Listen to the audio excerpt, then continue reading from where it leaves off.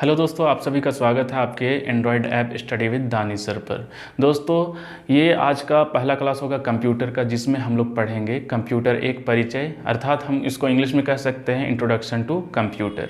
तो सबसे पहले हम लोग देखेंगे कि इस चैप्टर में क्या क्या टॉपिक्स को हमको पढ़ने हैं। ठीक है, तो सबसे पहले है आपका कंप्यूटर क्या है। ठीक है, इसको इंग्लिश में कहेंगे दोस्तों व्हाट इज़ कंप्यूटर। फिर उसके बाद हम लोग पढ़ेंगे फुल फॉर्म ऑफ कंप्यूटर। ठीक है, कंप्यूटर के फुल फॉर्म को हम लोग देख लेंगे, क्योंकि यहाँ से भी क्वेश्चन पूछे जाते हैं। क्लियर। उसके बाद है आपका कंप्यूटर सिस्टम के घटक, अर्थात इसको इंग्लिश में कहेंगे components of the computer system. Clear. उसके बाद है आपका कंप्यूटर की विशेषताएं, इसको इंग्लिश में कहेंगे कैरेक्टरिस्टिक्स ऑफ द कंप्यूटर। फिर है आपका कंप्यूटर की सीमाएं। क्लियर, इसको इंग्लिश में कहेंगे लिमिटेशंस ऑफ द कंप्यूटर। फिर है उसके बाद आपका कंप्यूटर के अनुप्रयोग, इसको इंग्लिश में कहेंगे एप्लीकेशंस ऑफ द कंप्यूटर। ठीक है, एप्लीकेशंस ऑफ द कंप्यूटर। फिर उसके बाद है आपका लास्ट में कंप्यूटर के अनुप्रयोग के प्रभाव, अर्थात हम कह सकते हैं इम्पैक्ट ऑफ कंप्यूटराइजेशन। ठीक है, तो सभी के बारे में हम लोग इन डिटेल पढ़ेंगे।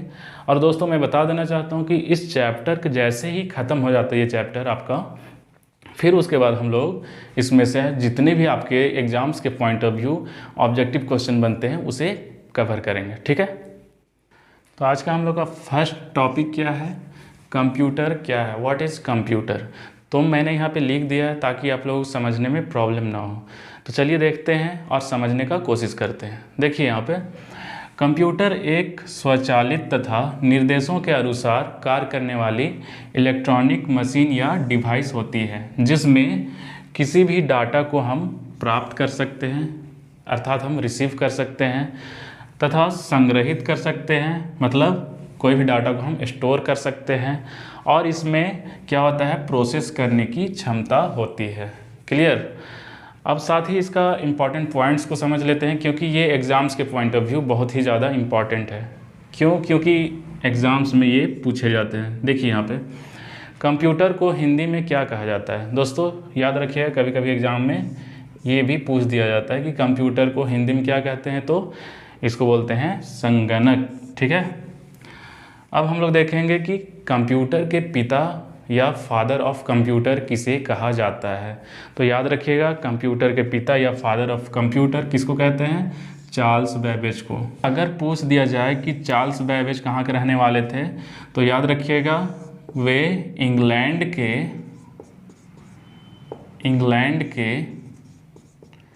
लंदन शहर के रहने वाले थे। ठीक है, और इसका अगर जन्म पूछा जाए तो इसका जन्म हुआ था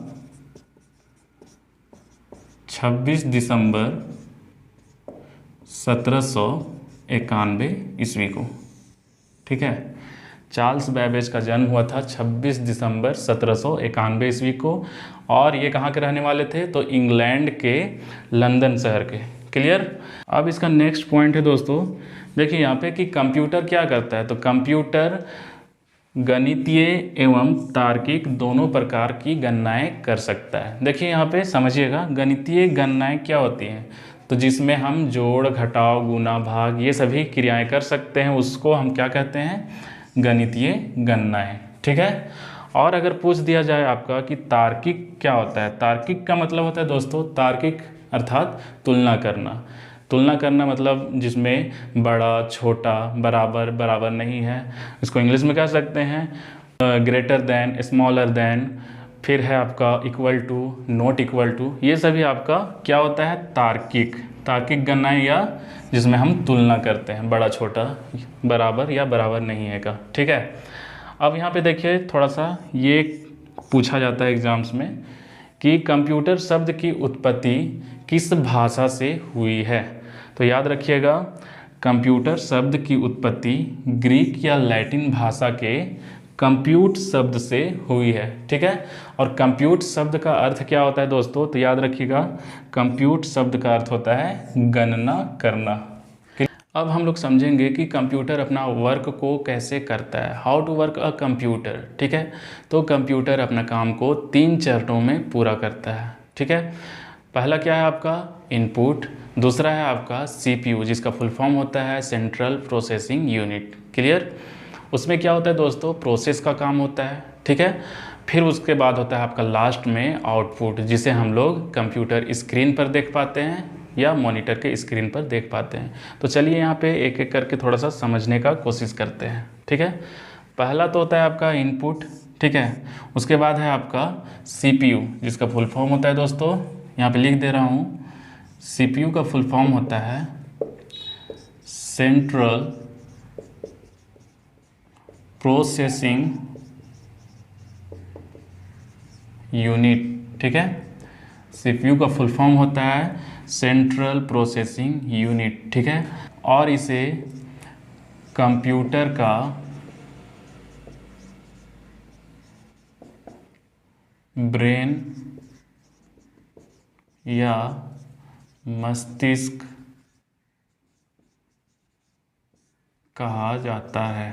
ठीक है, तो इसको याद रखिएगा आप लोग, क्योंकि ये एग्जाम्स में पूछे जाते हैं। ठीक है, अब हम लोग देखेंगे सीपीयू का काम क्या होता है, प्रोसेस करना। ठीक है, और प्रोसेस हमारा 3 चीज़ों में होता है, कौन कौन, तो पहला है आपका एएलयू जिसका फुल फॉर्म होता है अर्थमेटिक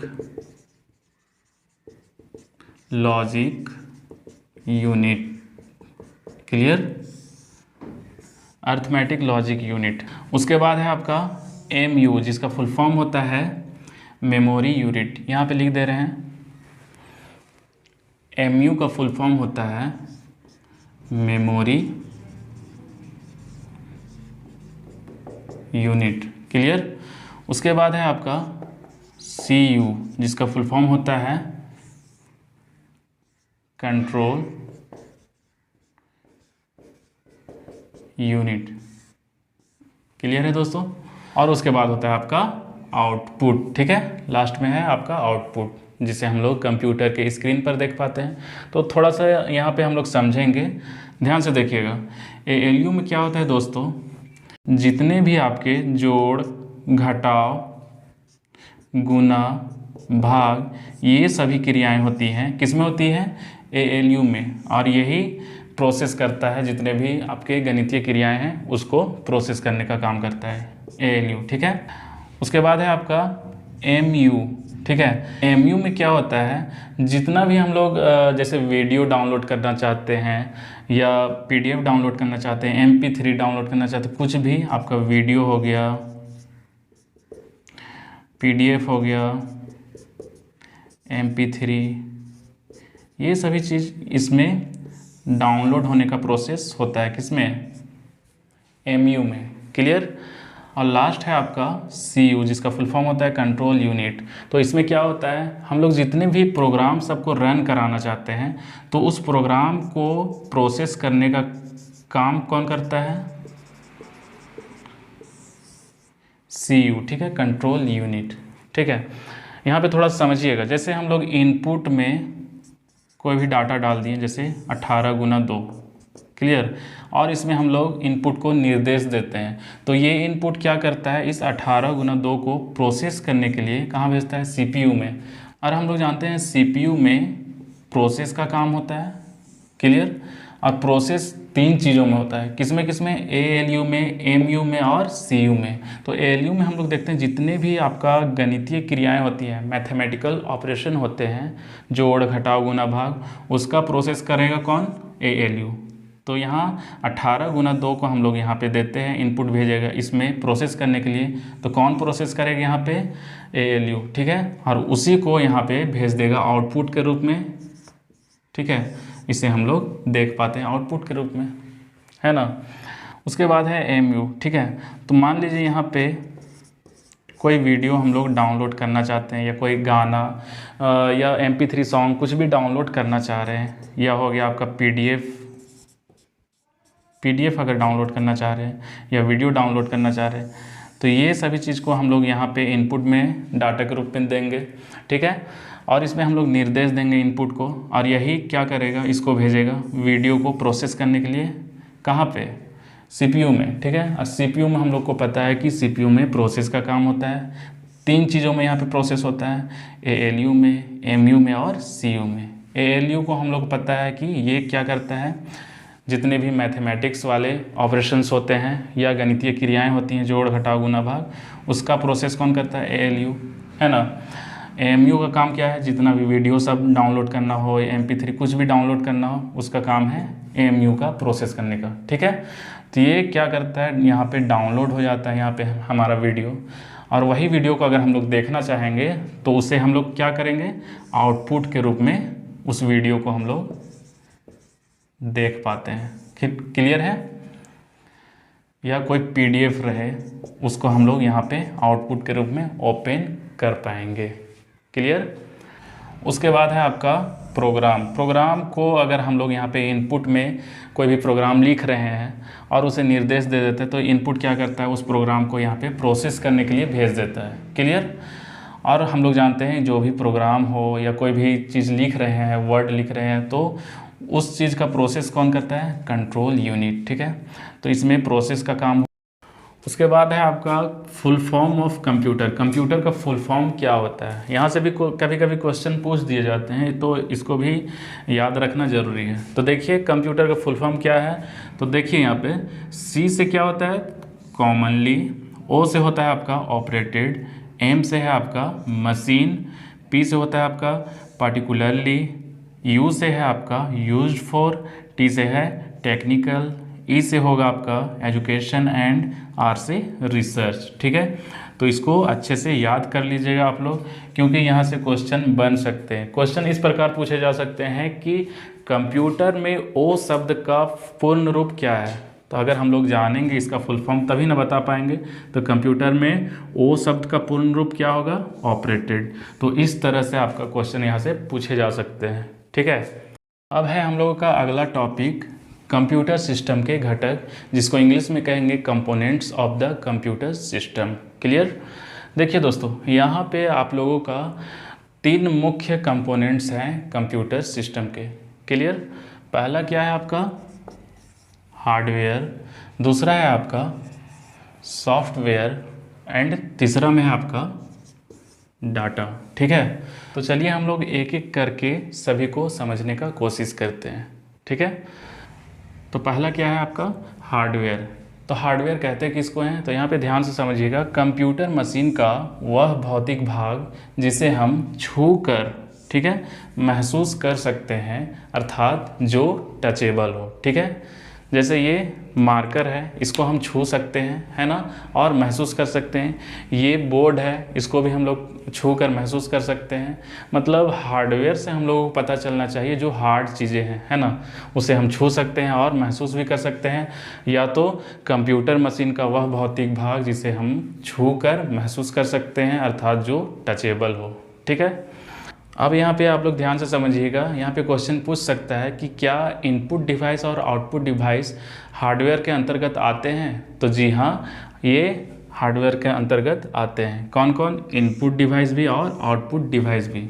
यहाँ पे देखिए इनपुट डिवाइस के अंतर्गत क्या क्या चीज़ आते हैं। तो पहला है आपका कीबोर्ड, माउस, स्कैनर, ये सभी क्या चीज़ है आपका इनपुट डिवाइस, ठीक है। लेकिन इसको हम छू सकते हैं, इसको हम टच कर सकते हैं। जैसे कीबोर्ड में हम लोग बटन को प्रेस करते हैं तो उसे हम टच कर सकते हैं। उसी तरह से है आपका माउस को भी हम लोग टच कर सकते हैं। उसी तरह से आपका है स्कैनर एक मशीन होता है, उसको भी हम लोग टच कर सकते हैं। लेकिन ये क्या है आपका इनपुट डिवाइस है ना। तो ये हमारा हार्डवेयर के अंतर्गत आएंगे, है ना, जिसे हम छू सकते हैं और महसूस भी कर सकते हैं। उसके बाद है आपका आउटपुट डिवाइस, ठीक है। तो आउटपुट डिवाइस में दोस्तों आपका प्रिंटर, स्पीकर, मॉनिटर, ये सभी चीज़ें आउटपुट डिवाइस के अंतर्गत आते हैं, ठीक है।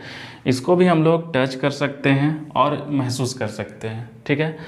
आउटपुट डिवाइस में क्या होता है, जैसे प्रिंटर में देखिए यहाँ पे जैसे हम कोई भी डॉक्यूमेंट या कोई PDF फाइल को हम लोग प्रिंट करना चाहते हैं, प्रिंट करके निकाल कर देखना चाहते हैं, तो हम लोग प्रिंटर के ज़रिए हम लोग क्या करेंगे, प्रिंट आउट निकाल करके उसे हम लोग बाहर पढ़ सकते हैं, है ना।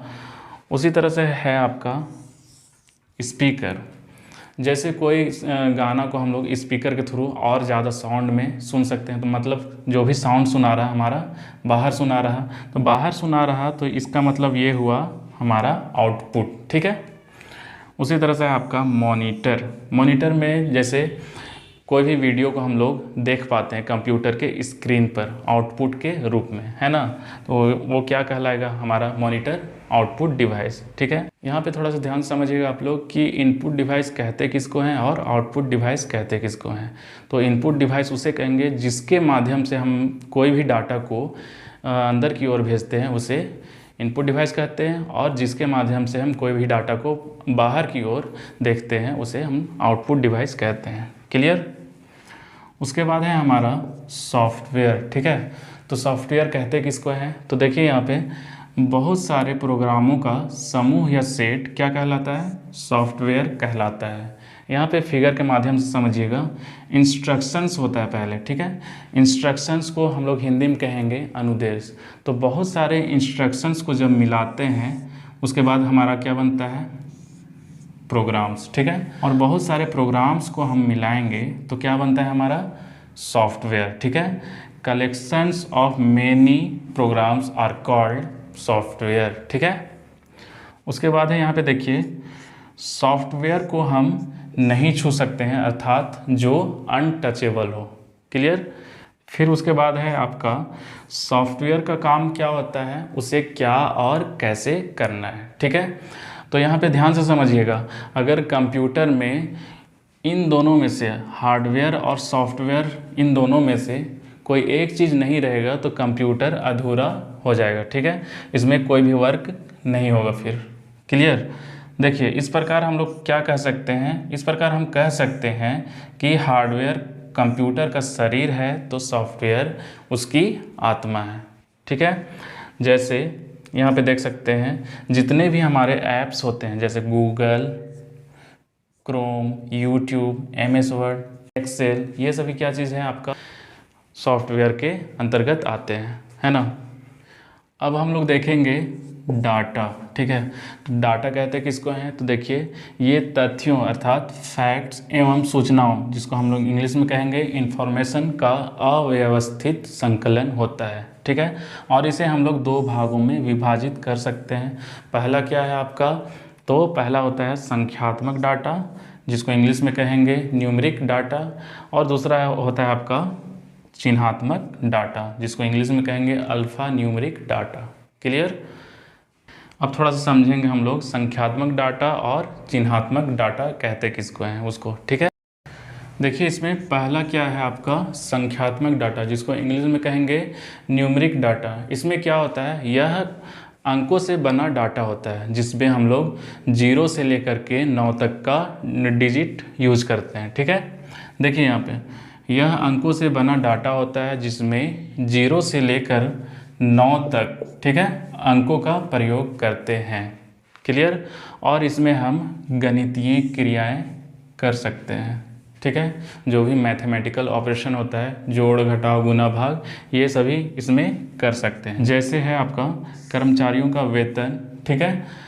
उसके बाद है आपका विद्यार्थियों का प्राप्तांक निकालना, जो भी रिजल्ट होता है निकालना, उसमें हम लोग जोड़ घटाव करके निकालते हैं। उसी तरह से कोई भी कर्मचारी का वेतन दे रहे हैं तो उसमें हम लोग जोड़ घटाव करके देंगे, है ना। नेक्स्ट है आपका चिन्हात्मक डाटा, ठीक है। इसको इंग्लिश में कहेंगे अल्फा न्यूमेरिक डाटा। इसमें क्या होता है, इसमें अंकों, अक्षरों तथा चिन्हों का प्रयोग किया जाता है, लेकिन इसमें गणितीय क्रियाएं नहीं कर सकते हैं, ठीक है। ध्यान दीजिएगा, अल्फा न्यूमेरिक डाटा, चिन्हात्मक डाटा में हम लोग गणितीय क्रियाएं नहीं कर सकते हैं, ठीक है। मतलब जोड़ घटाव गुना भाग जो भी है इसमें हम नहीं कर सकते हैं, ठीक है। जैसे कर्मचारियों का पता लिखना। क्लियर। यहाँ पे ध्यान से समझिएगा, जैसे हम कोई भी डाटाबेस में किसी का पता लिख रहे हैं तो उसमें हम लोग अक्षर का प्रयोग कर सकते हैं, है ना। उसमें हम लोग नंबर का प्रयोग करते हैं, सीरियल नंबर, अक्षर, या कोई भी जीमेल या कुछ भी लिख रहे हैं तो उसमें हम लोग कैरेक्टर का यूज कर सकते हैं, जैसे $, %, ये सभी चीज़ें हम लोग इसमें यूज करते हैं, है ना। अब है हम लोग का अगला टॉपिक कंप्यूटर की विशेषताएं, जिसको इंग्लिश में कहेंगे कैरेक्टरिस्टिक्स ऑफ द कंप्यूटर। ठीक है, तो पहला विशेषता क्या है इसका, गति, जिसको इंग्लिश में कहेंगे स्पीड। ठीक है, तो इसमें क्या होता है, देखिए कंप्यूटर 1 सेकंड में लाखों गणनाएं कर सकता है और साथ ही मनुष्य द्वारा पूरे साल में किए जाने वाले काम को कंप्यूटर कुछ ही सेकंड में पूरा कर देता है। ठीक है, देखिए यहाँ पे कंप्यूटर क्या करता है, कंप्यूटर 1 सेकंड में लाखों गणनाएं कर सकता है, साथ ही किसी मनुष्य द्वारा पूरे साल में, ठीक है, किए जाने वाले काम को कंप्यूटर कुछ ही सेकंड में पूरा कर देता है ना। हम लोगों को पता है कि कंप्यूटर का स्पीड बहुत अधिक होता है और जो भी हम लोगों को अगर काम दे दिया जाए उसे हम लोग बहुत लेट लगाएंगे करने में, लेकिन कंप्यूटर में ऐसा नहीं होता है। कंप्यूटर उस काम को कुछ ही सेकंड में पूरा कर देता है। यहाँ पे थोड़ा सा हम लोग ध्यान से समझेंगे, ये एग्ज़ाम्स के point of view important points होगा। ठीक है, देखिए यहाँ पे कंप्यूटर प्रोसेसर की स्पीड को किस में मापा जाता है, अगर पूछ दिया जाए तो याद रखिएगा कंप्यूटर प्रोसेसर की स्पीड को हर्ट्ज में मापा जाता है, जिसको हम लोग HZ से डिनोट करते हैं। क्लियर। नेक्स्ट पॉइंट है आपका, देखिए यहाँ पे ध्यान से समझिएगा, यहाँ पे कंफ्यूज मत होइएगा। यहाँ पे ऊपर पूछा था कंप्यूटर प्रोसेसर की स्पीड किस में मापते हैं, हर्ट्ज में मापते हैं। ठीक है, लेकिन इसमें है कंप्यूटर की गति, सिर्फ स्पीड, कंप्यूटर की स्पीड को किस में मापा जाता है, तो ध्यान दीजिएगा MIPS में। ठीक है, ये JSSC में पूछ चुका है क्वेश्चन, तो इसको भी आप लोग ध्यान में रखिएगा। ठीक है, तो MIPS का फुल फॉर्म क्या होता है दोस्तों, तो मिलियन इंस्ट्रक्शंस पर सेकेंड। ठीक है, याद रखिएगा MIPS का फुल फॉर्म होता है मिलियन इंस्ट्रक्शंस पर सेकेंड। ठीक है, इसमें मापा जाता है कंप्यूटर की गति को। क्लियर। उसके बाद है आपका, ध्यान दीजिएगा, वर्तमान समय में कंप्यूटर क्या करता है, नैनो सेकेंड में गणनाएं कर सकता है। ठीक है, अब हम लोग देखेंगे कंप्यूटर की दूसरी विशेषता क्या है। ठीक है, तो देखिए दूसरी विशेषता क्या होता है, स्वचालित, उसको हम लोग इंग्लिश में कहेंगे ऑटोमेटिक। इसमें क्या होता है, देखिए कंप्यूटर एक स्वचालित मशीन होता है। हम लोगों को पता है कि कंप्यूटर कैसा मशीन होता है, एक स्वचालित मशीन होता है या ऑटोमेटिक मशीन होता है। ठीक है, जिसमें गणना करने के दौरान मनुष्य से न के बराबर गलती होने की संभावना होती है। ठीक है, इसमें क्या होता है, मनुष्य के द्वारा न के बराबर गलती होने की संभावना होती है और साथ ही कंप्यूटर में एक बार आदेश दिए जाने के बाद, अर्थात उसमें एक बार हम लोग ऑर्डर दे देते हैं कंप्यूटर में, तो क्या करता है कंप्यूटर बिना रुके अपने कार्य को करता है। ठीक है, जैसे हम कंप्यूटर में कोई भी चीज़ को ऑर्डर दे देते हैं तो वो बिना रुके उस काम को आराम से कर देता है और सेम स्पीड में। ठीक है, जैसे उसमें और भी ज़्यादा हम लोग काम दे देंगे कंप्यूटर में, एक काम दिए उसको करके पूरा कर देगा। ठीक है, उसके बाद और काम देते हैं कंप्यूटर में तो उसको भी सेम स्पीड में बिना बोर हुए कंप्यूटर आराम से कर देता है। ठीक है, उसके बाद तीसरी विशेषता क्या होती है कंप्यूटर की, त्रुटि रहित कार्य, जिसको इंग्लिश में कहेंगे एक्यूरेसी। इसमें क्या होता है, कंप्यूटर में जो भी गणनाएं होती हैं, है ना, उसमें एरर होने की चांसेस बहुत कम होती है, मतलब गलती होने की चांसेस बहुत कम होती है कंप्यूटर में, है ना। और अगर कंप्यूटर में अगर कोई भी एरर आ जाता है तो हो सकता है उस प्रोग्राम या डाटा में मानवीय गलती हो, है ना, या तो कभी कभी कंप्यूटर में क्या आ जाते हैं, वायरस आ जाते हैं, उसी के चलते कंप्यूटर में एरर आ जाती है। क्लियर। हालांकि दोस्तों कंप्यूटर के वायरस को हटाने के लिए, हम लोग उसको ख़त्म करने के लिए एंटीवायरस का यूज़ करते हैं, जिससे हमारा कंप्यूटर क्या रहता है, सुरक्षित रहता है, उसको हम लोग बचा सकते हैं अपने कंप्यूटर को एंटीवायरस के जरिए। ठीक है, चौथी विशेषता क्या है, कंप्यूटर की विशाल भंडारण क्षमता, जिसको इंग्लिश में कहेंगे लार्ज स्टोरेज कैपेसिटी। ठीक है, देखिए दोस्तों इसमें क्या होता है, कंप्यूटर में 2 तरह की स्टोरेज माध्यम होती है।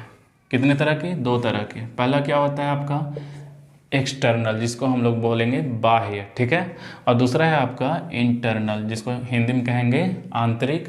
जैसे आप लोग देखते होंगे मोबाइल में, है ना, मोबाइल में आपका इंटरनल स्टोरेज भी रहता है और बाहर से जो चिप लगाते हैं उसको हम लोग क्या बोलते हैं, एक्सटर्नल स्टोरेज। ठीक है, तो उसी तरह से इसमें भी होता है, जैसे देख लीजिए floppy disk, hard disk, magnetic tape, CD, pen drive, ये सभी क्या चीज़ होते हैं, इंटरनल और एक्सटर्नल मेमोरी के उदाहरण है। ठीक है, इसमें क्या कर सकते हैं हम लोग, देखिए यहाँ पे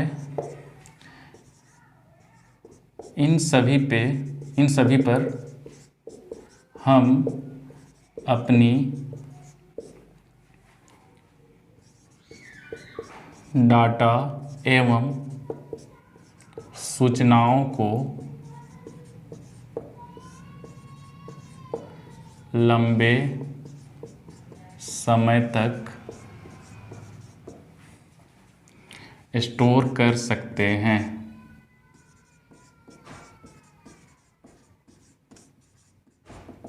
ठीक है, क्लियर। उसके बाद है पांचवा विशेषता कंप्यूटर का जल्द निर्णय लेने की क्षमता, जिसको इंग्लिश में कहेंगे क्विक डिसीजन। हम लोगों को पता है दोस्तों कि कंप्यूटर में निर्णय लेने की क्षमता बहुत अधिक होती है। ठीक है, अगर हम लोग के अकॉर्डिंग देखा जाए तो कंप्यूटर में निर्णय लेने की क्षमता बहुत ज़्यादा होती है। ठीक है, यहाँ पे आप लोग ध्यान से समझिएगा, मान लीजिए एक कंप्यूटर है, ठीक है उसमें बहुत सारा आपका फाइल बना हुआ है। ठीक है, और कोई एक फाइल में आपका डाटा रखा हुआ है या कोई भी वीडियो या फोटोज़ कुछ भी रखा हुआ है, उसको आप लोग निकालना चाहते हैं। तो कंप्यूटर में कोई भी फाइल को खोलते हैं तो उसमें आपका ऊपर सर्च बार का ऑप्शन रहता है। ठीक है, तो क्या होता है उसके बाद, जैसे हम लोग यहाँ पे हम लोग टाइप करते हैं, ठीक है, फिर उसके बाद क्या करते हैं, यहाँ पे जैसे क्लिक करते हैं तो तुरंत वो फाइल हमारे 1 सेकंड के अंदर खुलकर आ जाता है, जिसे हम लोग देख पाते हैं तुरंत। ठीक है, तो इस प्रकार हम लोग देख सकते हैं कि कंप्यूटर में क्या होता है, डिसीजन लेने की क्षमता बहुत अधिक होती है। ठीक है, और कंप्यूटर में हम अपनी डाटा को किसी भी फाइल में सर्च बार के ऑप्शन में जा कर के 1 सेकंड के अंदर ही उस डाटा को हम लोग प्राप्त कर सकते हैं। क्लियर। उसी प्रकार आपका कंप्यूटर में पेपरलेस वर्क भी हो गया है। ठीक है, पेपरलेस वर्क कहने का मतलब हुआ जो भी आपका पेपर में काम होता था, अब हम लोग कंप्यूटर के थ्रू कर सकते हैं। ठीक है, जिससे हमारा पेपर की बचत होगी। क्लियर। उसके बाद है हम लोग का अगला टॉपिक कंप्यूटर की सीमाएं। इसको हम लोग कह सकते हैं कंप्यूटर की कमियां। ठीक है, इंग्लिश में है आपका लिमिटेशंस ऑफ द कंप्यूटर। तो पहला क्या है आपका बुद्धिहीन। कंप्यूटर कैसा होता है, बुद्धिहीन या नो माइंड। ठीक है, तो देखिए इसमें कंप्यूटर में स्वयं सोचने और निर्णय अर्थात डिसीजन लेने की क्षमता नहीं होती है, बल्कि ये हमारे दिए गए दिशा निर्देशों के अनुसार काम करती है। ठीक है, जो भी हम लोग कंप्यूटर में जो भी ऑर्डर देते हैं उसी के अकॉर्डिंग कंप्यूटर अपना काम करता है। क्लियर। दूसरा क्या है आपका खर्चीला। कंप्यूटर कैसा होता है, एक्सपेंसिव। क्यों होता है, क्योंकि कंप्यूटर में जो भी हार्डवेयर सॉफ्टवेयर ये सभी आते हैं वो बहुत ज़्यादा महंगा होता है और उसको समय समय पर आवश्यक के अनुसार क्या करते हैं, चेंज करते रहते हैं। ठीक है, तो देखिए यहाँ पे कंप्यूटर के हार्डवेयर एवं सॉफ्टवेयर काफ़ी महंगे होते हैं तथा इन्हें समय समय पर आवश्यक के अनुसार चेंज किया जाता है। उसके बाद है हम लोगों का वायरस का खतरा, मतलब इम्यून टू वायरस, अर्थात कंप्यूटर में भी हम लोगों का वायरस का खतरा बना रहता है। ठीक है, देखिए यहाँ पे कंप्यूटर में वायरस का खतरा बना रहता है, जो कि हमारे कंप्यूटर में जो भी इंफॉर्मेशन होता है उसको क्या करता है, प्रभावित कर देता है, जिससे जो भी इंफॉर्मेशन होता है वो ख़त्म हो सकता है। ठीक है, किसके चलते, वायरस के चलते। हालांकि इस वायरस से बचने के लिए एंटीवायरस का यूज किया जाता है, जिससे हमारा कंप्यूटर सेफ रहता है। क्लियर। फिर उसके बाद है आपका विद्युत पर निर्भरता, डिपेंड्स ऑन इलेक्ट्रिसिटी। ध्यान दीजिएगा, कंप्यूटर को कार्य करने के लिए विद्युत की आवश्यकता होती है। अगर बिजली नहीं रहेगा तो कंप्यूटर में कार्य करना संभव नहीं होता है।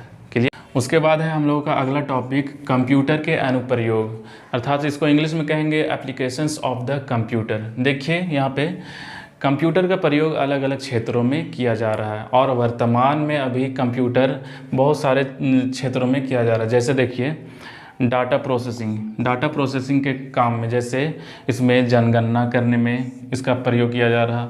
परीक्षाओं में जो भी रिजल्ट सब तैयार किया जाता है उसमें कंप्यूटर का प्रयोग किया जा रहा है, ठीक है। सूचनाओं का आदान प्रदान करने में एक्सचेंज ऑफ इंफॉर्मेशन, ठीक है। फिर है आपका शिक्षा के क्षेत्र में, एजुकेशन लाइन में कंप्यूटर का प्रयोग किया जा रहा है। उसके बाद है आपका वैज्ञानिक अनुसंधान क्षेत्र में, साइंटिफिक रिसर्च के क्षेत्र में, ठीक है। उसके बाद है आपका रेलवे और वायुयान आरक्षण, मतलब रेलवे और एयरलाइंस के रिजर्वेशन में इसका प्रयोग किया जा रहा है कंप्यूटर का। फिर उसके बाद आपका मेडिकल के क्षेत्रों में, है ना। फिर है रक्षा के क्षेत्रों में, डिफेंस लाइन में आपका कंप्यूटर का प्रयोग किया जा रहा है। फिर है इसके बाद अंतरिक्ष प्रौद्योगिकी के क्षेत्र में, मतलब स्पेस टेक्नोलॉजी, है ना। इसमें क्या किया जाता है कि जो भी उपग्रह या ग्रह सब में जो भी घटनाएं घटती हैं तो कंप्यूटर के थ्रू ही इसको देखा जाता है, उन घटनाओं को, ठीक है। उसके बाद है हम लोगों का लास्ट टॉपिक, कंप्यूटर के अनुप्रयोग के प्रभाव, अर्थात इसको इंग्लिश में कहेंगे इम्पैक्ट ऑफ कंप्यूटराइजेशन, ठीक है। कंप्यूटराइजेशन होने के बाद क्या क्या इसके इफ़ेक्ट होते हैं, प्रभाव क्या क्या हैं, उसको देखते हैं। देखिए, कंप्यूटर के अनुप्रयोग से हम लोग समय की बचत कर सकते हैं, ठीक है, क्योंकि हम लोग जानते हैं कि कंप्यूटर का स्पीड, काम करने का स्पीड बहुत अधिक होता है मनुष्य के अकॉर्डिंग, ठीक है। फिर है आपका कंप्यूटर के ज़रिए हम त्रुटि रहित कार्य कर सकते हैं, मतलब कंप्यूटर का यूज करके हम लोग किसी भी काम को बिना गलत किए हुए आराम से कर सकते हैं, ठीक है। फिर है उसके बाद आपका कंप्यूटर के ज़रिए हम किसी भी काम को दोबारा सेम स्पीड में 100% एक्यूरेसी के साथ कर सकते हैं, ठीक है। लेकिन अगर किसी मनुष्य को उसी काम को करवाया जाए दोबारा तो उसका स्पीड में कमी आ सकता है, लेकिन कंप्यूटर में ऐसा नहीं होता है, ठीक है। कंप्यूटर में हम लोग सेम स्पीड में दोबारा उस काम को कर सकते हैं। नेक्स्ट है आपका कंप्यूटर के प्रयोग से हम कागज़ की बचत कर सकते हैं, मतलब पेपरलेस वर्क कर सकते हैं कंप्यूटर के यूज़ से, ठीक है। अभी भी बहुत सारे जगह में हो गया है पेपरलेस वर्क, अर्थात हम लोग कंप्यूटर के थ्रू ही जो भी काम कर रहे हैं, है ना। तो ये सभी है आपका कंप्यूटर के अनुप्रयोग के प्रभाव। अब हम लोग थोड़ा सा देख लेते हैं कुछ इम्पॉर्टेंट पॉइंट्स को, जो कि एग्ज़ाम्स के पॉइंट ऑफ व्यू बहुत ही ज़्यादा इम्पॉर्टेंट है, ठीक है। ये पॉइंट्स आपका एग्ज़ाम्स में पूछा जा चुका है, इसलिए आप लोग याद रखिएगा इसको, ठीक है। तो क्या है आपका, भारत में कंप्यूटर का प्रथम प्रयोग कब किया गया था और कहाँ किया गया था, ठीक है। तो याद रखिएगा, भारत में कंप्यूटर का प्रथम प्रयोग कब किया गया था, तो 16 अगस्त 1986 ईस्वी को, 16 अगस्त 1986 को, ठीक है। कहाँ किया गया था, तो बेंगलुरु के प्रधान डाकघर में किया गया था, क्लियर। उसके बाद है आपका भारत का प्रथम पूर्ण कंप्यूटरीकृत डाकघर कहाँ है। अगर पूछ दिया जाए भारत का प्रथम पूर्ण कंप्यूटरीकृत डाकघर कहाँ है, तो याद रखिएगा कहाँ है, नई दिल्ली में, ठीक है। उसके बाद है आप लोगों का नेक्स्ट पॉइंट दोस्तों, पूछ दिया जाता है कि कंप्यूटर लिटरेसी डे, मतलब कंप्यूटर साक्षरता दिवस या विश्व कंप्यूटर साक्षरता दिवस कब मनाया जाता है। तो याद रखिएगा, प्रत्येक वर्ष 2 दिसंबर को विश्व कंप्यूटर साक्षरता दिवस, या हम लोग कंप्यूटर साक्षरता दिवस भी कह सकते हैं, इसको इंग्लिश में कहेंगे वर्ल्ड कंप्यूटर लिटरेसी डे के रूप में मनाया जाता है। कब, तो 2 दिसंबर को, ठीक है। अगला है आपका पॉइंट, भारत में पहला कंप्यूटर भारतीय सांख्यिकी संस्थान, जिसको इंग्लिश में कहेंगे इंडियन स्टैटिस्टिकल इंस्टीट्यूट, कहाँ है, तो कोलकाता में, ठीक है। और कब इसका स्थापित किया गया था, तो याद रखिएगा 1956 ईस्वी को इसका स्थापित किया गया था। क्या चीज़, तो इंडियन स्टैटिस्टिकल इंस्टीट्यूट, भारतीय सांख्यिकी संस्थान स्थापित किया गया था कोलकाता में, और कब किया गया था, तो 1956 ईस्वी में, ठीक है। तो दोस्तों ये चैप्टर आप लोगों का यहीं पे समाप्त होता है, ठीक है। और इस चैप्टर से आपके जितने भी एग्ज़ाम्स के point of view objective question बनेंगे उसे हम लोग नेक्स्ट वीडियो में पढ़ेंगे, ठीक है। तो यहीं पे समाप्त करते हैं वीडियो को, मिलते हैं नेक्स्ट वीडियो में। Thank you.